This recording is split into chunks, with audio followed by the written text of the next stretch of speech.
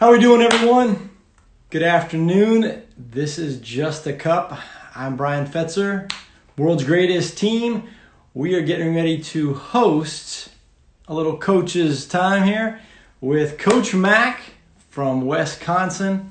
She's the women's cross country coach there. She's gonna be joining us momentarily, and we get a chance to talk about a bunch. I've known her for a couple of years, little years back. Might have some good insight for you. So, Coach Mac, look at that. There you go. Hello. How are you? I am great. How are you? Hey, I mean, it's beautiful outside. Rhode Island, I can't beat it. That's what it's all about. You know, get out there and enjoy some sunshine. That is a very true statement. What do you got in the mug there? A little coffee. You know, I'm getting a lot more sleep now that we're not traveling to all these meets, but I just can't kick it. Coffee all the time. All the time. I can appreciate it. I've had several already. And I don't need it. I definitely don't need it. That's 100% No, true. right. Yeah, high energy. Us coaches, we're like high octane all the time, but it's just some habits, you know, can't kick them. Well, hey, thanks for joining us. This is Absolutely. Definitely a fun one. Had one of your colleagues, Deljeet, on yesterday. Yeah, I watched it. It was great. She did awesome. High energy all the way without question. And excited to chat. So, Madison, Wisconsin right now. Yep. How much different is your daily action than it is if you're in the middle of the season? Oh my gosh. I mean, it's night and day. You know, I'm in Madison, which is the big difference. If we were in season, I'd be like, what was Madison like again? I think I was there like a couple of weeks ago. Right. But it's been nice. You know, I joined the Wisconsin program at the 11th hour before cross country in August. So I didn't really have any time to explore this place. Now, granted, you know, lots of things are closed, but I've been able to like walk out to the lakes and see things. So it's been nice to be here, but yeah, I'm here. So that's the big difference between track season and this whole situation we find ourselves in right now. Before, like, you know, I mean, as a coach, you're traveling a ton. Now you get to be home, spend a little time with the husband, and enjoy life. Is there anything special that you guys have been doing? Like any binge watching the television or cooking or anything like that? We've blown through our Netflix queue like first week. No, you know, it's tough. I think, you know, it's wonderful to be home. I love my job.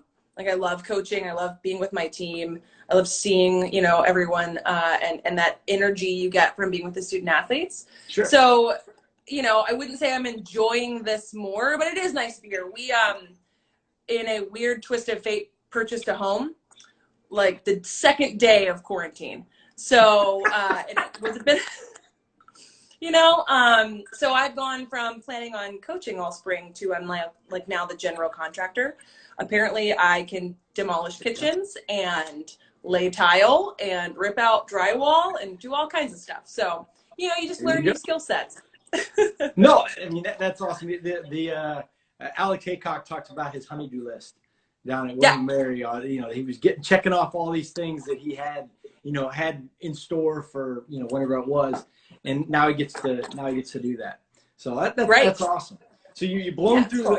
Was there anything that was binge worthy that other coaches need to jump on? Oh gosh. So we're big fans of all the ESPN series. So my husband has been watching those forever. Okay. You know, Greatest Team and like all that. Oh, so gotcha. Yes. Now worked through all of those again. I am a huge fan of like the sci-fi genre. So, and my husband used to be a big gamer. So I've been watching The Witcher, which is sort of like a creepy sci-fi thing. It's fun. It's fun. Anything that's a little escapist right now to remember that we're not allowed to go outside and, you know. And how tough is it up in Wisconsin? Is it like just complete lockdown? Like some states, as we've been hearing, are kind of a little bit different. We're kind of in that middle road. You know, Madison is a college town. The university is, you know, we're the capital of Wisconsin, but the university is huge, and we were voted Sports Illustrated best college town in the country this year. So with no students and no classes and no sports, Madison's a whole different deal. So it feels a lot more deserted, but we can still go to the grocery store. And one thing that's been fun is I didn't know so many dogs lived in our neighborhood. People are walking dogs all the time. As a track coach, as a distance coach, everyone's running. Like the greenways are getting a lot of use. So it's in some ways quieter, but in some ways it's nice to see everyone kind of getting out and doing their thing. When you said with Madison in college town, I had the pleasure of going to a Badger football game a couple years ago, and the whole jump around thing was a sight to see. I thought it was an experience in an earthquake. I felt like I was back in Berkeley because they kind of started shaking a little bit. So I will give now. What's the cheese curds? Now, have you got a chance to experience pure Wisconsin cheese curds yet?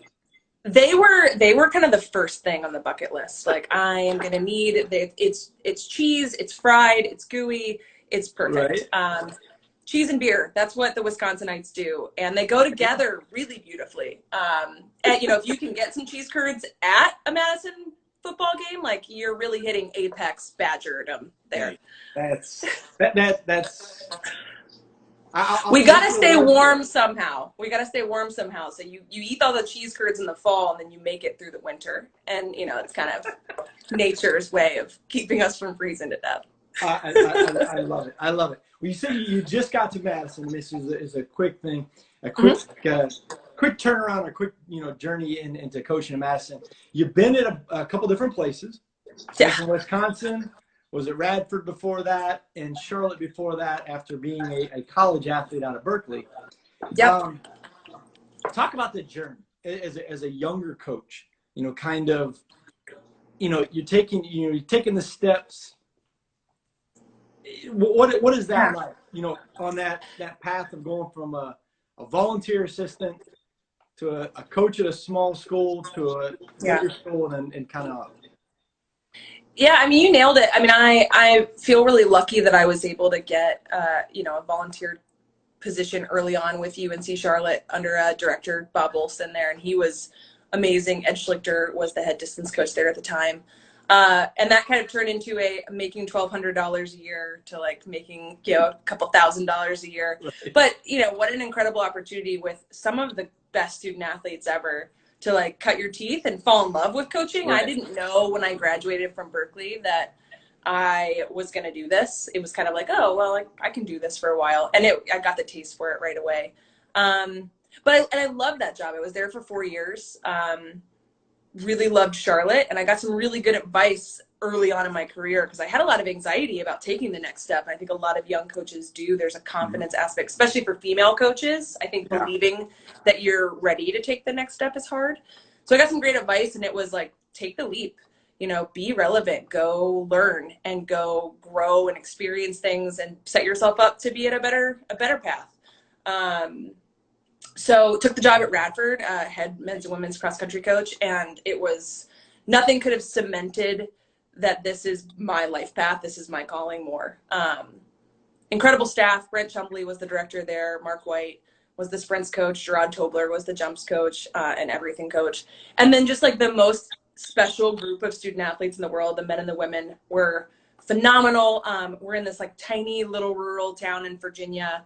But got to really be hands-on with student athletes that wanted it more than anyone I've ever coached. I mean, they would do anything you asked them to do. And that was so great. So getting that experience, and then at University of Utah, the position open there, they decided to kind of push things in a distance direction, and being able to go from Radford, kind of doing everything at those smaller schools and getting that experience to being able to focus just on women at Utah was amazing. Loved Salt Lake City. Was lucky to be a part of an incredible group under Kyle Kepler, and then had some incredible coaches that were working with our sprints and jumps athletes, Chad Colwell most recently, and learn from those other coaches, and then really just hone my craft as a female coach of women. And then 4 years later, this opportunity opened up. So for me, it was about being confident enough to take that first step and commit to, okay, I'm going to keep learning and growing and networking and putting yourself out there. I think we get comfortable where we are. And, I've moved a lot. For a coach that's been in the game for 11 years, I've, to be at now the, fourth school feels like a lot of moves. My husband's like, are we going to stay? We keep buying houses. And he's like, is this one going to be like the house for a bit? But it's great too. I think making that first initial jump and saying like, okay, I really want to be as good at coaching as I can possibly be. And I want to figure out how to be the best guide of young people and the best distance coach and the best coworker that I can be, and chasing those experiences and chasing that growth kind of sets you on a path where you're like, okay, I need to keep getting better. I don't want to get stagnant. And so that's been really cool. But making that first leap was super scary, super scary.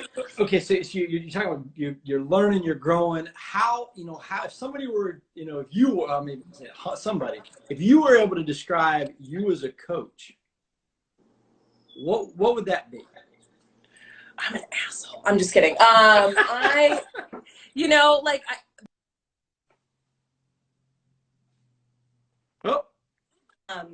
But at the same time, I think I make up for probably not being I'm not Steve Magnus. I don't have this kind of incredible savant brain where I can just like plan these gorgeous workouts, and I think I do a good job at it, but I fill in the gaps with just like energy and passion. I hope that the men and women that I've worked with feel like they get 100% lean in as a coach. And that's, I think that is something that I'm trying to recharge those batteries now when I can't be with my women, and be around the men and women of Badger, track and field and cross country, so that like when I come back, it's just, they get all of that Coach Mac all the time. Again, not perfect, but I think high energy, and just knowing that like there is a real sense of caring. That sounds really like pedantic and sort of like, oh, she cares, but it's a big deal. And I think at the end of the day, we're all doing X's and O's. We're all doing 200s and 400s and mile repeats and mileage, but getting people to believe because you believe, I think, is probably my superpower if I had one. Sure. So it's a good thing. I mean, I think any coach has to know what their strengths are, and that's important. What about things you've learned? I mean, been 11 years now. Oh man. So, 11 years, things that you thought, we'll go from the beginning, that you thought were the way to go with something, and then 11 years later, you're like, man, I might not have done it right, but now I think I have a better understanding. I think I thought it was going to be so much fun, and it is fun, but, it's a way more work than I thought it was going to be. I got into this being like, I was a good college athlete. I liked being on a team. This will just kind of be a continuation of that. Right. And it's been work. Some of the biggest lessons I've learned, I don't have a great memory. I can't just remember the workout from 3 months ago. I need to take notes. Learn how to do the paperwork, document everything. That was a tough lesson to learn, like being like, oh, what was our mileage last August? Early on, I kind of thought I could just sort of glide my way through things. And I'm, I think there's coaches that are scientists, and there's coaches that are, kind of more like artists, abstract artists. Sure. I'm definitely more of the like, let's throw things at the canvas and see if we can make it look good, instead of like, this is our path. So I've learned to use Excel and just be organized. But the real thing is, I think the big lessons are like the power of networking, the power of feeding and maintaining and enhancing your relationships with your coworkers, your peers, your mentors, and then also your team. I think, I was a decent college athlete, and I think I walked in early on and thought I could kind of strut around and be like, I ran fast in the 800, so you should listen to me. And in fact, nobody cared about that. What they wanted was me to say, how fast can you run in the 800? How happy are you as a person? And investing in those other people, I think, as kind of a admittedly cocky, arrogant college kid, newly into coaching, learning the power of that investment was critical. And now it's like, I don't even know if my women knew that I ran. I think they just think I'm like, this like I came out of the womb with a stopwatch and a coffee cup in my hand. Well, if you weren't coaching what would you, back when you said, you get a chance to kind of experience it and do it, and you took that chance and got into coaching, what were the thoughts beforehand to say, hey, like, this is what, Mackenzie was going to do or thought she was going to do? I just had this conversation with my husband. So we were, the other thing that we did in this quarantine, kind of a impulse buy, is we adopted a puppy. Don't know if that was a smart call. It's a decision I regret when he chews on all my stuff. So we have 3 dogs now and a cat. And so we're walking these dogs, and we're basically dog sledding down our sidewalk. And we were talking about dogs and cats. Yeah, it's a farm at this point. Thank God for the Wisconsin women's cross country athletes, because I've got great pet sitters when I go on the road. I like But we were talking about when we moved to Charlotte and I took the position at UNC Charlotte, I'd actually been offered a job with a wine distributor in Northern California. And we were talking about how our lives would be different. That's a relationship you need to make sure you keep in touch with. Right. Totally. I've still got those cards for sure. So yeah, I probably would be in a ditch somewhere, honestly. Coaching has saved my life. I tell my husband this, and I tell my team this all the time. I'm a better human being because of coaching than I was before coaching. It has become an outlet for so much of my energy and my passion and my intensity. And it's allowed me to lean into other people in a way that I don't think I was ever really able to do before coaching. Sure. You talked about your husband, Mark, and I think some people, don't realize, the strain that coaching can put on relationships and so forth. I know, go back to the beginning of the week, Alex Haycock was from William and Mary was talking about how it's been such a blessing for him because his wife has worked remotely almost their whole career together. Share with your experiences as a female coach in college with crazy work schedule, and how with a husband that, how does he manage? Yeah, what does he do? How can you move that much? I think it's really challenging for all spouses of athletics coaches, because that is, when we're not traveling, we're recruiting. And this has been a crazy time for recruiting because everyone's scared. And so I'm trying to spend a lot of time talking to my team and a lot of time talking to our potential future Badgers out there. I feel really lucky. My husband does work from home. He actually works in the medical technology field. So his job is just blowing up right now. He's in the other room. We're trying to figure out that whole coworker thing where I'm like, I need you to be quiet for the next 20 minutes. The dogs are locked in his office right now with peanut butter. Just trying to keep them as quiet as possible. Awesome. I was really lucky to find a spouse early that, my husband and I have been together since high school, and he knew. We did long distance in college. He was a college athlete.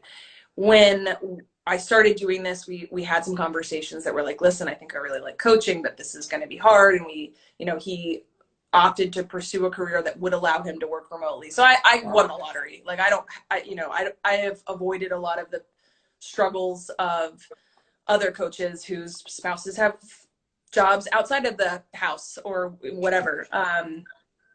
But it is hard, and it's funny you mentioned Diljit, who you had a great conversation with yesterday, and I watched it. She did great. And she said something once, I think as women, we're asked a lot, how do you balance the work life? I think there's an expectation for us to be mothers and wives first and professionals second. I'm not a mother, but I am a wife. And she said something that I think really encapsulated this well, which is, I'm not a good wife when the season's really hot and heavy. The 10 days before NLI signing periods and the 3 weeks leading up to the Big Ten championships, I'm a terrible human being to be around. I can only do so, I can only be good at so many things at one time. And I'm a big energy coach, and I put a lot of myself into whatever I'm doing. And when that needs to be track or cross country or recruiting, then I'm not as good of a wife, or I'm not as good of a dog parent as Right. I am when things are a little bit more low key. So I'm spending some time now, like I'm cooking a lot of dinners, and I vacuumed the house earlier. What's the go-to dinner? What's the favorite thing you're cooking? Ooh, we're playing around with vegetarianism a little bit. So I'm working on my like butternut squash game. We're Now, big was that pizza his people. choice or your choice? That was actually his choice. I'm like, where's the bacon? Like, what are we doing?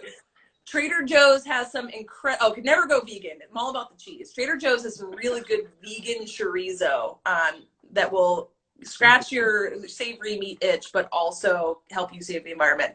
But we're big pizza people. So I got a great homemade pizza dough recipe. Pizza, great. Biscuits. I'm from the South. I'm from North Carolina. So anything Southern. We did fried chicken the other day. Sweet tea? I mean, sweet tea up there? So no, there's no sweet tea here. I make it when it's really hot. But I am like a hot tea, hot coffee person, not an iced tea, iced coffee person. I can feel it. It's blasphemy. You get it because you're from the South. But so my parents have disowned me. They're like, well, you're not going to drink sweet tea, but it's not my deal. Shocking. I did something that bucks against authority. I know that's surprising, but we won't even go in that route right now. We won't even go. We won't go that route. Hey, one thing I think is kind of unique, and it's specifically, and obviously having a little bit of invested interest in it, I can understand. But the group that you were with at Cal Berkeley, there's become a lot of college coaches that have kind of come out of that that year thing. Is that something that's pretty fun as a college coach to look around and you have, man, all these guys and gals were my college teammates or they were on staff. I mean, what is that like? It is thrilling to me. We had a really special group when I was at Berkeley. Men's, women's, distance throws. I'm really proud to say that I keep up with, Nick Farr and Martin Marich, who are incredible throws coaches, taking the world by storm. Just recently, Taylor Miller, who graduated a couple years after me, is now volunteering with Jill Miller at Northwestern. Oh, wow. Yeah. And she's a writer for Runner's World, worked at FlowTrack for a long time. Incredible resource for the Wildcats down there. But we had this energy, I think, when I was in school. So it's been really fun to see that energy kind of play out amongst all these other people's careers and see them be successful. And it makes going to meets a hell of a lot of fun because it's like, oh, hey, there's you and there's you. It's like a college reunion. And I think we had great leadership. I think we had great coaches, credit to you, of course. I think we had some great coaches. I think we had great senior leadership on the team. Very much I think we were encouraged to take a lot of ownership for who we were as athletes. And I think the natural trickle down there is to want to do that for others. Sure, I agree totally. So, I try to hit on this with all the coaches and give you a little time for some recruiting. So, for it and kind of say, an ideal athlete, who fits you as a coach? When you're looking for a recruit, it's something that I didn't really realize until late in my coaching career. Yeah, the fit is much more important than the ability, maybe. But right. Who fits you? And that's a great question. And it evolves at every school. The fit at the University of Utah is different from the fit at Wisconsin, is different from the fit at UNC Charlotte. I think a requisite for working well with me is you need to have a thick skin. My women and men know that I'm going to shoot them straight, but I'm not always going to be fluffy about it. I'm not going to be the most gentle coach in the world. I say a lot of cuss words, and you've got to be cool with that. My Utah ladies learned that very early on. They were like, tone it down, Mac. And I was like, I'll do my best, but there's only so much I can do. I think people that are hungry, I tell everyone, I think, we have this incredible group of young people that are kind of aging into the college ranks now. And they're so used to being in constant contact with their friends and their family. And I think when that comes to coaching and authority figures, they're like, whoa, maybe I need to, you know, be a little bit more aloof. And I need men and women that want to lean in. They are excited. They want to communicate. They want to take ownership over what they do and kind of be co-conspirators. I'm not the kind of coach that's going to just give you marching orders and say it's my way or the highway and go do it. Like, I want people that want to be better. That means you can be Alicia Munson, and you can, you know, who's running professionally now and be a national champion, or you can be a walk-on. It doesn't really matter your talent level. You just have to want to be good. You have to want to put in the work and take ownership for when you're successful and when you're not successful, and try to get better. No, if you can do that, you're going to thrive with me. Yeah, well, it's super important because, you know, a lot of times kids will look for, or student athletes will look for, you know, the school, and then they get there and they don't realize how much the importance of the relationship is with the coach. And that's a pretty big order. Well, and the relationship with the coach ultimately has to lead back to a relationship with yourself. You know, that's what we do as coaches, is we teach you how to be responsible for you. And we're kind of the model early, but eventually that's got to come back. In my opinion, eventually that's got to come back to, like, okay, I've just learned how to coach myself. Right. Which I would not have wanted to have coached myself in college. That's for sure. Well, you know, we'll leave that one for Yeah. Hey, we'll leave it on this one.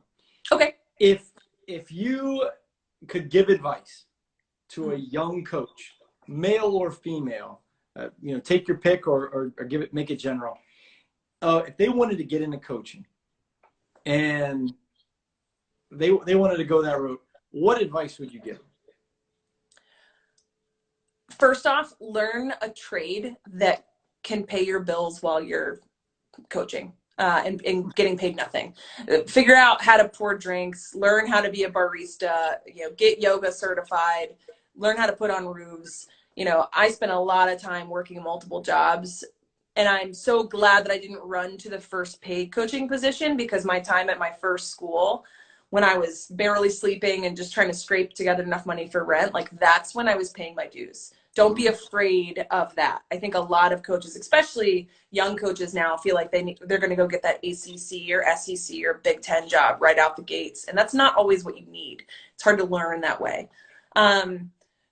Get yourself to every certification session, convention, education session you can, and write down the people's names that you meet. Remember those people. Like, ask people for cell phone numbers. Follow up with those people via email or cell phone. Like, your network is so critical to helping you get jobs, but also to helping you learn and helping you define who you want to be as a coach. And then remember, ultimately, it's about the student athletes.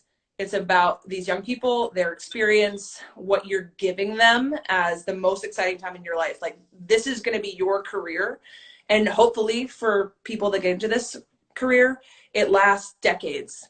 But you get these people for 4 or 5 years. You've got to make sure that you keep in mind your long end goals can't come at the detriment to their 4 or 5 year goals. Right. No, that's such a true statement. Hey, if somebody wants to get in touch with you, how do they do that? So you more than welcome to slide into my DMs on Instagram, Coach MacDowell. But my email address is mpw@athletics.wisc.edu. I am happy to answer emails, and I would love to answer Instagram messages, especially young coaches, female coaches. You know, I had some really amazing help and some really amazing women and men that played big roles in helping get me into this career path and keep me in this career path. And I'm happy to answer questions. I know there's been a couple about, like, climbing the ladder and things like that. And I, would love to answer those individually. Perfect. Well, hey, thanks for joining us on Just a Cup. Thank you, Coach Betts. We have a double dip tomorrow, just kind of a little press out. We got 2 incredible female athletes coming on. Gabby Thomas, from Harvard, NCAA record holder in a 200, and Sage Watson, Olympian hurdler. And Sage, by the way, is in Canada right now. So just a FYI, if you want to see snow, she might have some around way up there. So that'll be a thing. And then we have on Saturday, we have Fred Curley. who is an incredible 400-meter runner, and he will be on. And then next week, Mac, we're doing throws week. So Amin's going to be on. Okay. Throws week all week. So if you're a thrower, you'd like to hear some things about throwers, we've got some great ones. Ryan Krauser and Joe Kovac. Fantastic. And Philip Mihalovic will be on as well, one of my former ones. So we're excited, and hopefully we keep adding to people joining us. If you have somebody you want us to bring on, shoot us a direct message, World's Greatest Team, and we will we'll try. Coach Mac, thank you so much. Tell the hubby I said hello. I will. And we'll see you later. Thanks for having me. Bye.